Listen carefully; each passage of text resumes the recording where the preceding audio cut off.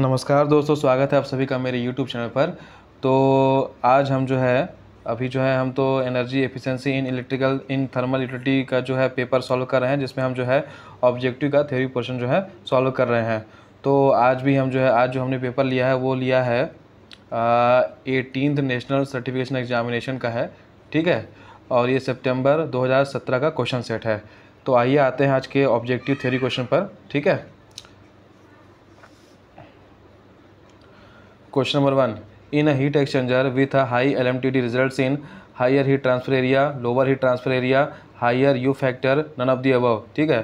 तो अगर heat exchanger में अगर LMTD का वैल्यू जो है हाई है, तो हाई होने का मतलब क्या हो जाएगा, LMTD का फार्मूला क्या होता है, ठीक है। हम जानते हैं कि LMTD यहाँ मैं लिख भी देता हूँ, delta T LMTD equal to क्या होता है, ये होता है Q अपॉन UA, ठीक है, Q अपॉन UA, ठीक है। तो यहाँ पर U क्या है, U जो है ओवरऑल हीट ट्रांसफ़र कोफिशिएंट है, ठीक है। A जो है एरिया है और Q जो है हीट ट्रांसफ़र है, ठीक है। तो यहाँ पर LMTD जो डेल्टा टी LMTD है, अगर इसका वैल्यू जो है हाई होगा, ठीक है, तो यहाँ पे हम देख सकते हैं कि यहाँ पर जो एरिया है वो जो है कम रहेगा, ठीक है। और U तो कोफिशिएंट है, तो इसको तो हम कांस्टेंट मान के चलेंगे, ठीक है। तो जो A है वो उसका वैल्यू कम हो जाएगा, ठीक है। तो उसका सही आंसर क्या हो जाएगा, हाई LMTD पे जो B है लोअर हीट ट्रांसफर एरिया हो जाएगा, ठीक है। तो इसका आंसर हो गया। नेक्स्ट क्वेश्चन पर आते हैं। नेक्स्ट क्वेश्चन क्या है, नेक्स्ट क्वेश्चन है heat loss equal to heat gain is the principle of, ठीक है। तो बॉयलर में ऐसा नहीं होता है, हीट एक्सचेंजर में ऐसा होता है, स्टीम ट्रैप में नहीं होता, लब दे बॉयलर में जो हीट एक्सचेंजर उसमें क्या होता है, हॉट फ्लूइड और कोल्ड फ्लूइड बहता है और एक दूसरे को क्या बोलते हैं, क्रॉस करंट फ्लो होता है और उसमें जो है हीट ट्रांसफ़र होता है। तो ये जो heat loss equal to heat gain होता है वो हीट एक्सचेंजर में होता है, ठीक है। चलिए नेक्स्ट क्वेश्चन पर आते हैं। फ्लैश स्टीम क्वांटिटी पर केजी ऑफ कंडेंसेंट डिपेंड्स अपॉन, ठीक है। जो फ्लैश स्टीम का क्वांटिटी है क्वांटिटी है वो किस पर डिपेंड करता है। तो हम सभी जानते हैं कि फ्लैश सिस्टम का जो क्वांटिटी होता है वो कंडेंसर प्रेशर और जो बाहर जिस एटमॉस्फेयर में दे रहा है उसका जो प्रेशर है उस पर डिपेंड करता है, ठीक है। तो यहाँ इसका आंसर क्या हो जाएगा, कंडेंसर प्रेशर और flash system pressure. Flash system pressure मतलब जिस एटमॉस्फेयर पे, जैसे कि बाहर में ही नॉर्मल एटमॉस्फेयर में ही जो स्टीम है उसे जो है बाहर निकाल जाता है, ठीक है। तब वो जो है जो हाई स्पीड जो हाई प्रेशर का जो स्टीम रहता है या कंडेंसर रहता है वो लो प्रेशर में आने की वजह से फ्लैश सिस्टम में कन्वर्ट हो जाता है, ठीक है। तो उसका सही आंसर क्या होगा, condenser pressure and flash system pressure, ठीक है। Okay next question, which of the following waste heat recovery system is of thermal storage type, ठीक है। तो इसमें से कौन सा जो WHR या वेस्ट हीट रिकवरी सिस्टम है वो थर्मल स्टोरेज टाइप है, ठीक है। मतलब जो थर्मल एनर्जी को स्टोर कर सकता है, ओके। तो इसमें ऑप्शन में क्या है, ऑप्शन में है सिरेमिक रेक्यूपरेटर, मेटालिक रेक्यूपरेटर, रीजनरेटिव बर्नर और वेस्ट हीट बॉयलर। तो इसका सही आंसर क्या हो जाएगा, रीजनरेटिव बर्नर। देखो सिरेमिक रेक्यूपरेटर, मेटालिक रेक्यूपरेटर ये दोनों सेम ही चीज़ होते हैं, बस अंतर क्या होता है कि ये सिरेमिक होता है और ये जो होता है मेटालिक होता है और ये हीट को रेक्यूपरेट कर लेते हैं, ठीक है, मतलब यूटिलाइज़ कर लेते हैं। लेकिन इसमें जो है थर्मल स्टोरेज हीट का नहीं हो पाता है, ठीक है। वेस्ट हीट बॉयलर, इसमें भी कुछ नहीं है, जो आपका प्रोसेस प्लांट है, चाहे सीमेंट प्लांट हो, स्टील प्लांट हो, उसमें जो हॉट गैस निकल रही है और उस हॉट गैस का अगर यूटिलाइज़ करना है तो उसको बॉयलर में डाल देते हैं। तो उसमें भी कोई ऐसा नहीं है कि उसमें हीट का थर्मल स्टोरेज हो पाता है, वो तो बॉयलर में पानी गर्म करने में यूटिलाइज़ हो जाता है जो हीट रहता है उसका, ठीक है। अब जो रीजनरेटिव बर्नर रहता है उसमें क्या रहता है, ये खासकर स्टील प्लांट में ज़्यादा यूज होता है जो मुझे पता है, ठीक है। तो इस बर्नर में क्या रहता है, ऐसा एक चैम्बर रहता है जो रीजनरेटिव बर्नर रहता है उसमें, ठीक है। और यहाँ पे बर्नर रहता है और दो साइड बर्नर होता है, एक यहाँ पे बर्नर होता है, ठीक है। तो जब ये फ्लेमिंग होता है, मतलब बर्नर ऑन होता है, मतलब क्या बोलेंगे उसको, इग्नाइट किया जाता है बर्नर को, तो इसका जो टेम्परेचर रहता है वो बाजू वाले बर्नर को जो है हीटअप कर देता है, ठीक है। और ये जो बर्नर है ये प्री हीट हो जाता है। तो जब इस बर्नर को बंद करके अल्टरनेटिव जब इस बर्नर को चालू करते हैं तो ये तो ऑलरेडी प्री हीट हो चुका रहता है, इसका जो एरिया रहता है, ठीक है। तो जब इससे फ्रेश एयर जाता है तो ये ऑलरेडी जो है प्री हीट होकर के जाता है, मतलब ये उस समय तक एक तरह से थर्मल स्टोरेज का काम कर रहा होता है बर्नर, ठीक है। तो इसलिए इसको बोलेंगे कि ये जो रीजनरेटिव बर्नर है, ठीक है, ये हमारा जो है थर्मल स्टोरेज डिवाइस की तरह काम करता है, ठीक है। तो इसका सही आंसर क्या हो जाएगा, रीजनरेटिव बर्नर, ठीक है। ओके नेक्स्ट क्वेश्चन पर आते हैं। ये तो 5 नंबर जो है तो मैं न्यूमेरिकल है, इसको नहीं करेंगे। आगे आते हैं क्वेश्चन नंबर 6। क्वेश्चन नंबर 6 क्या है? The concentration of solids in the boiler is controlled by, मतलब जो कंसंट्रेशन ऑफ सॉलिड्स है, जितने भी इम्प्योरिटीज होती हैं, है ना, जितने भी TDS वैल्यू होता है उसको जो कम किया जाता है वो क्या किया जाता है, किससे किया जाता है? ब्लो डाउन से करते हैं। ठीक है, time to time blow down करते हैं बॉयलर में और उसका TDS वैल्यू कम हो जाता है। ओके, चलिए नेक्स्ट क्वेश्चन पर आते हैं। Insulating material made by blending and melting of alumina and silica is known as. ठीक है, तो इसका क्या हो जाएगा? जब जो इसका आंसर हो जाएगा, जब भी ब्लेंडिंग और मेल्टिंग होता है एल्यूमिना और सिलिका का, तो उसमें क्या बनता है? फाइबर बनता है, सिरेमिक फाइबर बनता है।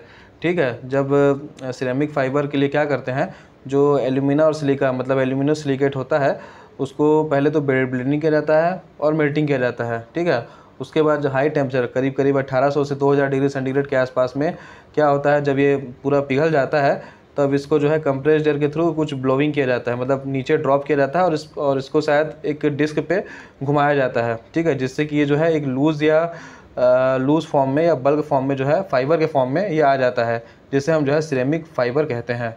ठीक है, तो इसका एक्चुअल आंसर क्या हो जाएगा? जब भी ब्लेंडिंग हो, मेल्टिंग हो या स्पिनिंग हो, ठीक है, तो इसमें ये जो बनता है मतलब इंसुलेशन मटेरियल, ठीक है, वो कहलाएगा सिरेमिक फाइबर।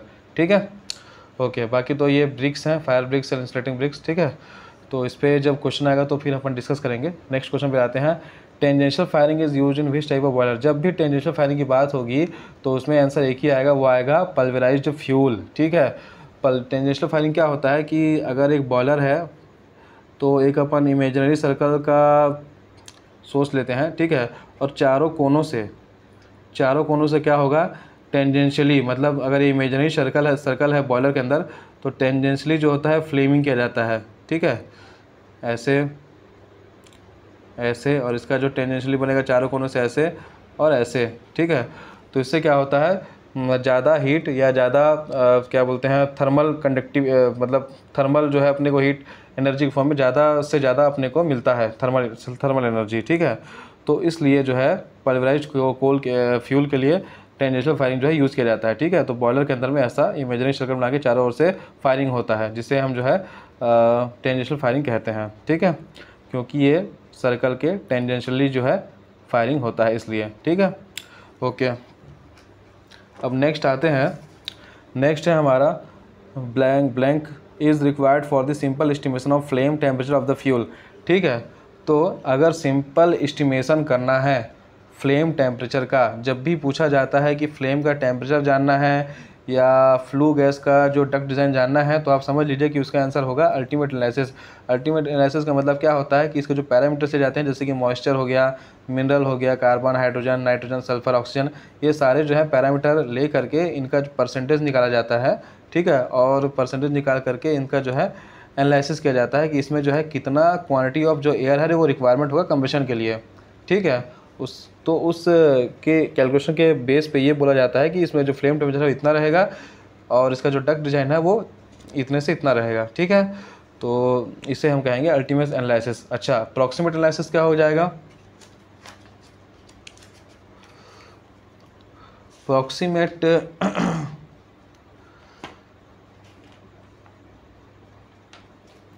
अप्रॉक्सीमेट एनालिसिस क्या हो जाएगा? इसको मैं आपको बताना चाहूँ तो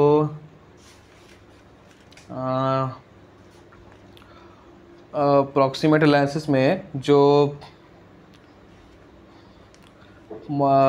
एक मिनट, जो पैरामीटर्स होंगे वो तो मॉइस्चर होंगे, ठीक है, और ऐश होगा, ठीक है, वोलेटाइल मैटर होगा, फिक्स कार्बन होगा, ये चार होते हैं। ठीक है, इन चारों का जो परसेंटेज होगा, ठीक है, उसके बेस पे फ्यूल का एनालिसिस किया जाता है। ठीक है, तो उस एनालिसिस के बेस पे जो भी क्या है कंबशन होगा, है ना, या जो हाँ कंबशन ही कह सकते हैं आप। ठीक है, फ्यूल का होगा, ठीक है, जो निकाला जाता है या हीटिंग वैल्यू निकाली जाती है, उस एनालिसिस को हम लोग बोलेंगे प्रॉक्सीमेट एनालिसिस। ठीक है, तो प्रॉक्सीमेट एनालिसिस में क्या होता है? चार ही पैरामीटर का यूज़ किया जाता है। एक मॉइस्चर हो गया, ऐश हो गया, वोलेटाइल मैटर हो गया और एक फिक्स्ड कार्बन हो गया। ठीक है, तो इसके बेस पे ही जो है किसी भी फ्यूल का प्रॉक्सीमेट एनालिसिस किया जाता है। ठीक है, ओके, चलिए नेक्स्ट क्वेश्चन पर आते हैं। नेक्स्ट क्वेश्चन है ओवरऑल हीट ट्रांसफ़र कोएफिशिएंट इन हीट एक्सचेंजर डिपेंड अपॉन। ठीक है, जो ओवरऑल हीट ट्रांसफ़र कोएफिशिएंट है, अभी हमने जो फार्मूला बताया था, कौन सा वाला, ये वाला। ठीक है, ये वाला जो फार्मूला बताया था जिसमें पूछा गया कि जो u है, u का जो वैल्यू है वो किस पे डिपेंड करता है। ठीक है, तो कंडक्टिविटी ऑफ द वॉल ये इस पर डिपेंड करेगा, कनेक्टिव कोएफिशिएंट पे भी डिपेंड करेगा। ठीक है, फ्लूइड्स का फॉलिंग कोएफिशिएंट पे भी डिपेंड करेगा, मतलब कि ऑल ऑफ द अबव। ठीक है, चलिए नेक्स्ट क्वेश्चन पे आते हैं। The key property of biomass fuel which influence storage, handling and transportation. कोई भी फ्यूल है, बायोमास की जगह कोई भी फ्यूल हो, ठीक है, तो उसमें मेन अगर उसको स्टोरेज करना है, हैंडलिंग करना है, ट्रांसपोर्टेशन करना है, तो सबसे पहले उसमें क्या ध्यान रखा जाएगा। तो सबसे पहले उसमें जो ध्यान रखने वाली चीज़ है वो ये ध्यान रखा जाएगा कि उसका एंगल ऑफ रिपोज क्या है, उस फ्यूल का, उस मटेरियल का। ठीक है, उसका बल्क डेंसिटी क्या है। ठीक है, और बस ये दो चीज़ें ही जो है डिपेंड हैंडलिंग के लिए जो है यूज़ की जाती हैं।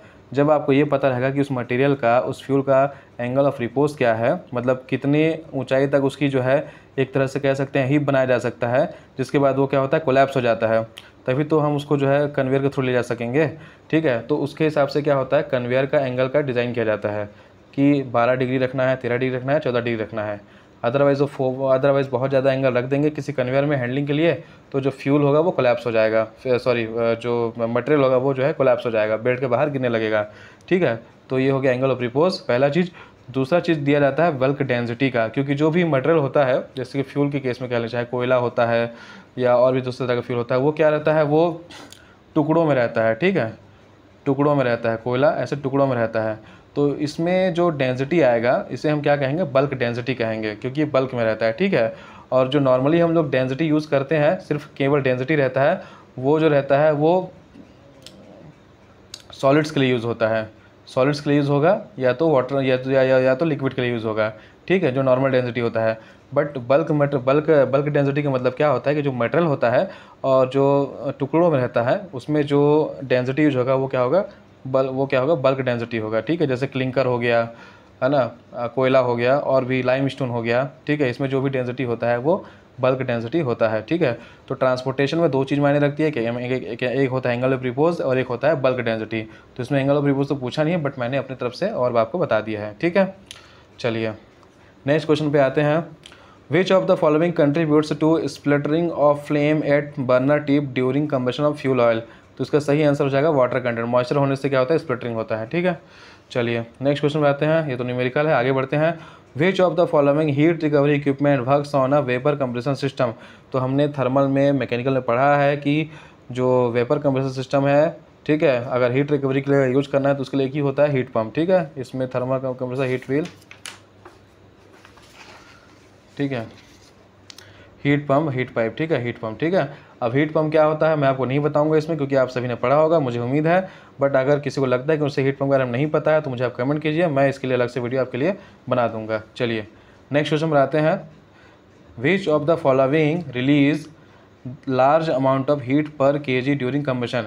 देखिए, इसका नेक्स्ट क्वेश्चन ये भी हो सकता है कि कौन सा ऐसा फ्यूल है जिसका CV वैल्यू सबसे ज़्यादा होता है। ठीक है, तो इसका एक ही आंसर होगा, हाइड्रोजन, जिसमें जहाँ बहुत ज़्यादा हीट निकलता है, या जिसमें कह सकते हैं कि जिसका CV वैल्यू ज़्यादा होता है, वो एकमात्र है हाइड्रोजन। ठीक है, तो आज के लिए बस इतना ही। आज हम 15 क्वेश्चन ही करेंगे। ठीक है, वरना वीडियो बहुत लंबा हो जाएगा और आप हो सकता है बोर हो जाएं। ठीक है, तो आगे जो है नेक्स्ट वीडियो में मैं बाकी क्वेश्चन को जो है सॉल्व करूँगा। ठीक है, तब तक के लिए थैंक यू।